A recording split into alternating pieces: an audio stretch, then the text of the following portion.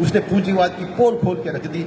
उन्होंने एक तंत्र का, डॉक्टर साहब की तरह संघ परिवार के भीतर ही एक तंत्र का निर्माण किया कि भारत की सनातन दृष्टि पर आधारित विकास मॉडल अगर कहीं से निकलेगा तो उसके लिए तंत्र चाहिए, और वो स्वदेशी जागरण मंच, और उसी को हम आधुनिक करते हुए, हम अप्रासंगिक हुए ही नहीं हैं, अभी भी लड़ रहे हैं। अब हमने उसकी स्ट्रक्चर्ड शेप देने के लिए स्वावलंबी भारत अभियान शुरू किया है, और इसी के अंदर दिल्ली में एक शानदार स्वदेशी शोध संस्थान बन रहा है। उसी दर्शन पे आधारित नीतियां कैसे बने।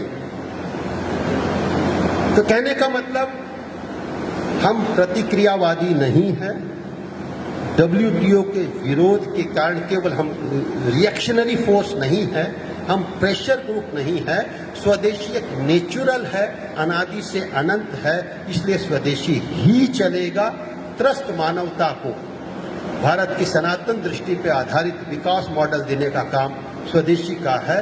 तो इस नाते से स्वदेशी के पुरोधा मतलब विवेकानंद जी से लेकर दत्तोपंत ठेंगड़ी जी, उसी परंपरा के हम कार्यकर्ता भी हैं।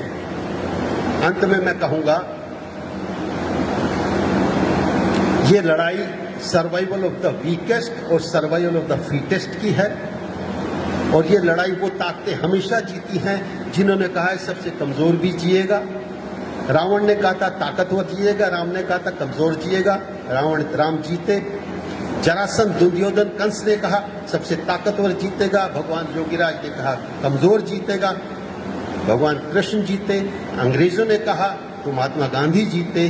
अब एक बार इन्हीं तामसिक की शक्तियों ने सिर उठाया है, तो हम स्वदेशी के नेचुरल विचार के जो वाहक हैं, हम राम, कृष्ण, विवेकानंद, हिटलर, उसी परंपरा के हम एक अगली कड़ी के कार्यकर्ता हैं, और निश्चित रूप से हम त्रस्त मानवता को रास्ता दिखाने में सफल होंगे।